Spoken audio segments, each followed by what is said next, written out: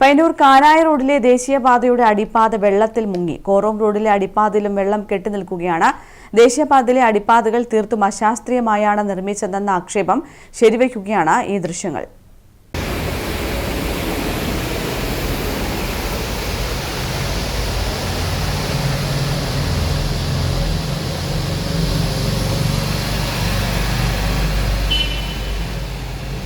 ഇനി എല്ലാ കാലത്തും പയ്യന്നൂരിൽ നിന്നും കാനായിയിലേക്ക് ഇങ്ങനെ മാത്രമേ സഞ്ചരിക്കാനാകൂ. ഇരുചക്ര വാഹനങ്ങൾ മുതൽ ഓട്ടോറിക്ഷകളും കാറുകളും വരെ വേറെ വഴി നോക്കേണ്ടി വരും. ഇരുവശത്തുമുള്ളവരുടെ മതിലുകൾ പൊളിച്ചും ഭൂമി ഏറ്റെടുത്തും പയ്യന്നൂരിൽ നിന്നും കാനായി വഴി മാതമംഗലം വരെ വീതിയേറിയ ഗംഭീര റോഡുണ്ടാക്കിയതാണ്. PWDയുടെ ഈ റോഡിന് പക്ഷേ ദേശീയപാതയുടെ വെള്ളക്കെട്ടിൽ മുങ്ങാനായിരുന്നു വിധി.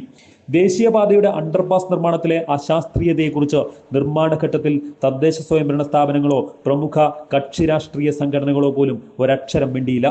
ഇനി പുഴ പോലുള്ള ഈ വെള്ളത്തിലൂടെ മാത്രമാകും മഴക്കാല യാത്ര. ഒരു മഴ കൂടെ പെയ്താൽ ഇതിലൂടെ പോകാനില്ല. വളരെ ദുഷ്കരമാണ് യാത്ര. വെള്ളം പോകാനുള്ള സൗകര്യങ്ങൾ ആക്കിയില്ല. പാലം മാത്രം പാർത്തിട്ട് റോഡ് മാത്രം ഇട്ട് പോകാൻ പറ്റില്ല. വളരെ ദുഷ്കരമാണ്. നീരൊഴുക്കിനെ കുറിച്ച് ഒട്ടും പഠിക്കാതെ അശാസ്ത്രീയമായാണ് ദേശീയപാതയുടെ നിർമ്മാണം നടത്തിയതെന്നാണ് പരിസ്ഥിതി പ്രവർത്തകർ പറയുന്നത്. പയ്യന്നൂർ കാനായി അമ്പലത്തറ എന്നുള്ള സ്ഥലത്തെ അണ്ടർപാസ് റോഡാണ് നമ്മളിപ്പോൾ കാണുന്നത്. ഇതിനകത്ത് കൂടെ വാഹനങ്ങൾ എത്ര ബുദ്ധിമുട്ടിയാണ് പ്രയാസപ്പെട്ട് പോകുന്നത് നിങ്ങൾക്ക് നോക്കിയാൽ മനസ്സിലാവും. ഒരു ചെറിയ മഴ പെയ്തപ്പോൾ തന്നെ ഈ ഹൈവേ വികസനം കൊണ്ട് ഈ നാടാകെ വെള്ളക്കെട്ടിന് അകത്തായിരിക്കുകയാണ്. കേരളത്തിലത്തെ ഈ കണ്ണൂർ കാസർഗോഡ് ജില്ലത്തെ ഒട്ടുമിക്ക അണ്ടർപാസുകളും ഇതുപോലെ വെള്ളത്തിനടിയിലാണ് കടന്നു പോകുന്നത്. അശാസ്ത്രീയമായി ഉണ്ടാക്കിയ ഇത്തരം ഹൈവേ വികസനം ഇത് വയഡക്റ്റുകൾ ഉണ്ടാക്കിയിട്ട് മുന്നോട്ട് പോകേണ്ടതാണ്. ജനങ്ങളുടെ ശക്തമായ പ്രതികരണവും പ്രതിഷേധങ്ങളും ഉയർന്നു വരുന്നുള്ള കാര്യത്തിൽ യാതൊരു സംശയവുമില്ല.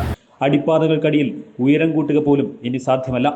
പയ്യന്നൂർ കോറോം റോഡിലെ അടിപ്പാതയിലും സമാന സാഹചര്യം തന്നെയാണ് നിലനിൽക്കുന്നത്. News bureau, Payyanur.